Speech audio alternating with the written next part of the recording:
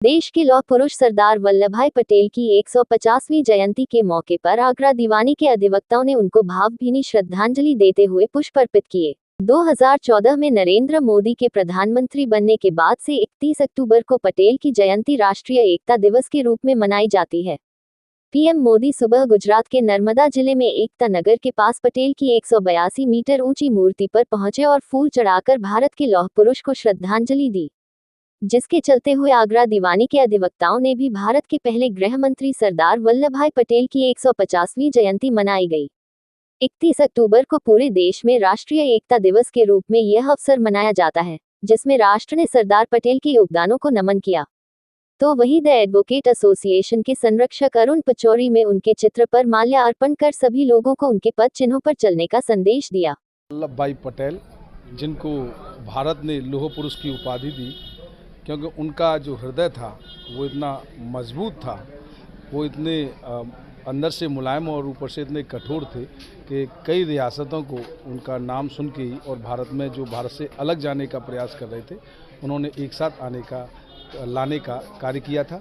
और ऐसे हमारे सरदार वल्लभभाई पटेल, जिनकी 150वीं आज पुण्य जयंती है, तो उसके अवसर पर भारतीय जनता पार्टी ने आज से करीब 5 साल पहले एक रन फॉर यूनिटी का जो कार्यक्रम दिया है, उसका उद्देश्य, उसका मकसद केवल यही मात्र है कि पूरा देश एक डोर में बंधे, एक साथ दौड़े विकास की राह पर, एक साथ अपने कार्यों को आगे अंजाम दे। तो एकता का स्वरूप, एकता का निशान भाई सरदार वल्लभभाई पटेल, जिनकी एक विश्व की सबसे बड़ी प्रतिमा गुजरात में भारत के प्रत्येक नागरिक के द्वारा उसमें अपना योगदान दिया गया और घर घर से लोहा एकत्रित कर और उस लोहे को इकट्ठा करके उस लोहे की उस प्रतिमा सरदार वल्लभभाई पटेल की, जो सबसे ऊंची है, विश्व में सबसे ऊंची प्रतिमा है, ऐसी प्रतिमा केवल यूनिटी, एकता और अखंडता के स्वरूप को दर्शाती है। तो आज उनकी जयंती पर पूरे भारतवासियों को, आगरा जिले के सभी निवासियों को, विधानसभा खीरागढ़ भाजपा विधि प्रकोष्ठ के संयोजक नितिन शर्मा ने कहा कि सरदार वल्लभभाई पटेल एक महान स्वतंत्रता सेनानी, राजनेता और बैरिस्टर थे, जिन्हें भारत का लौह पुरुष कहा जाता है। उन्होंने भारत के प्रथम मंत्री के रूप में कार्य किया।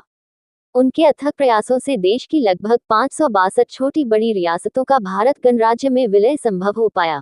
लेकिन उनको तो गेहूं के संग हुआ। सरदार वल्लभभाई पटेल की आज 150 जयंती जो बनाई जा रही है, सभी अधिवक्ताओं क्या कहना है? आज हमारे लौह पुरुष सरदार वल्लभभाई पटेल जी की 150वीं जयंती, जो कि आज हमारे पूरे राष्ट्र में एकता दिवस के रूप में मनाई जा रही है।